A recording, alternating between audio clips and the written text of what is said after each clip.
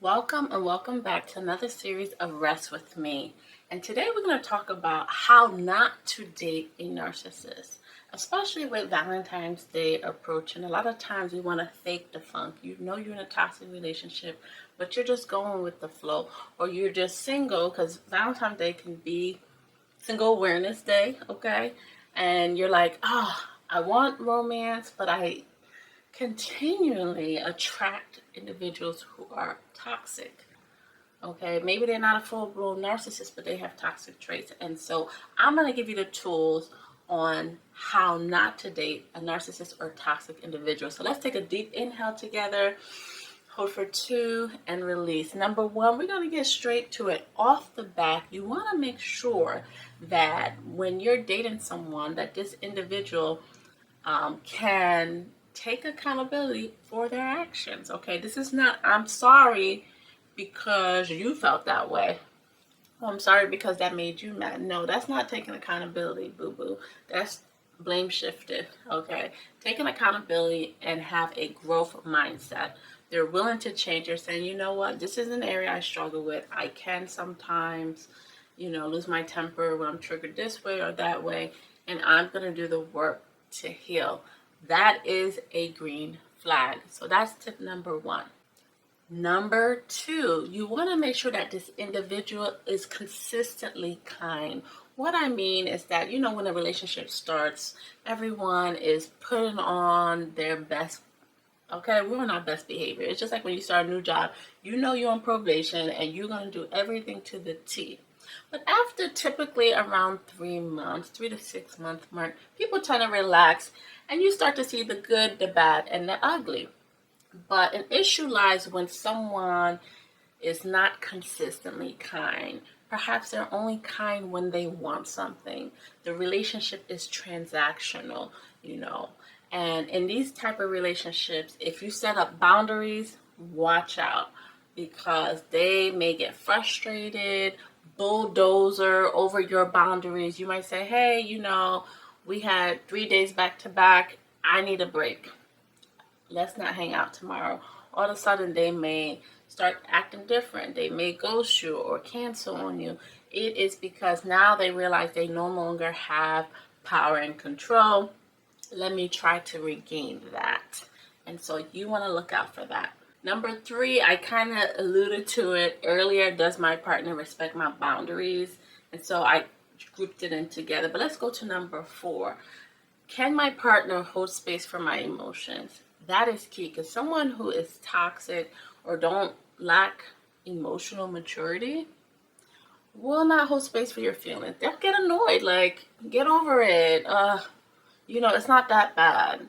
They don't mind you holding space for them. But, and excuse any background noise, for those who don't know, I do live in Philadelphia, originally from New York. City life for you. But yeah, they don't hold space for you. And sometimes they'll get annoyed if you need their support. Let's say one day you're sick, you're under the weather. Hey, can you come by? No. They want to do their own thing. And they might leave you high and dry. They might go out with their friends while you're sitting at home with COVID and, no sympathy text, nothing. Now that I share some of the signs of a toxic or narcissistic personality, how can we avoid dating? Well, you can't 100% avoid. You may go on 1 or 2 dates with them, but once you see these signs, you have to believe your inner gut. The issue is when we ignore those signals that our body gives us. And a lot of time, whether or not we choose to ignore those warning signals are based on our attachment style. Let's just say that you have an anxious attachment style. You're more likely to stay in a toxic relationship if that's the case. Why? Because let's say the relationship started off with love bombing, right? You perhaps wanted that validation and you got so much of it. And perhaps the relationship mimics your childlike relationship that you had with a parent where you constantly were seeking validation. But once the toxic individual pulls that validation away and you enter the discard stage, you're like, oh no, right? Fight, flight, or freeze is happening. And you're wondering, do I need to do something to make things better? Because those who have an anxious attachment style is likely to internalize when a relationship goes south. It's not, okay, both of us perhaps played a part. No, it's I messed it up and I need to fix it. And it perpetuates that toxic cycle. This is why inner child work is so important, especially in therapy. And so I would encourage you to seek counseling. While you're trying to do that, you can also journal using the cognitive behavioral therapy prompts, not to only identify your thoughts and feelings, but to start to challenge them, right? By asking yourself, is there any evidence to support these thoughts, or is there any evidence to contradict these thoughts? And I would place a link to a video where you can check out those journal prompts. If you were also a parentified child where you was 10 years old, cooking, cleaning, watching your younger siblings, you may have an insecure attachment style as well, whether it's anxious attachment style or perhaps avoidant, ambivalent, and sometimes people are not cut and dry. You may have a little bit of anxious attachment style and a little bit avoidant, and so you want to consider that as well. But ultimately, if you grew up in a home where parents seek you to meet their needs, whether it was their emotional needs and there was some emotional incest, or there was their physical needs, taking care of duties that perhaps you were too young to, it creates an atmosphere where anxiety is rampant and you just continue to have an anxious attachment style. But the beauty about attachment styles is that they're fluid. So if you can do the inner work and heal, you can move towards a secure attachment style. Those who have a secure attachment style may date a narcissist, but that relationship will not last long. Why? Because someone with a secure attachment style can see the toxic signs and they're able to say, this is your issue. I see that you're crossing boundaries, you're gaslighting, you're future faking, you're manipulative, and etc. And say this relationship is not healthy, therefore I need to set a boundary. And sometimes that boundary is breaking up and going no contact. Someone with a secure attachment style also value their self-worth, and they're not going to be in a relationship where they're constantly being disrespected and their boundaries are being crossed. They're also not necessarily afraid of how people are going to view them, and so they're more likely to seek help from family and friends, and that increases their ability to be resilient. Regardless of your attachment style, dating a narcissist can lead to emotional distress, trauma, and self-doubt. So it's important to, number one, acknowledge the warning signs. Many times we want to stay in denial. We want to fake the funk because it's embarrassing.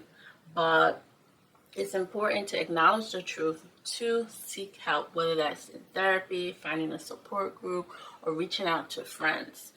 These relationships can be toxic because there's a lot of isolation. You may be with someone who's not telling you to hang out with so-and-so, but they're saying that person, I don't like them. And so if you're a people pleaser, you'll start to back away from your friends and family, not realizing that you are isolating yourself. So seek support and engage in self-care, because it's easy to lose yourself in these relationships and become a shell of yourself. And so go back to the basics, which is sleep, nutrition, hydration, and movement. Once you have a pattern in those areas, then start to think about, what are my hobbies? What are the things that I like to do? Sometimes you have to enjoy your own company. The issue is that many times we just don't want to be by ourselves. But I always say, if you can enjoy your own company, what makes you think somebody else wants to hang out with you? I mean, let's be honest.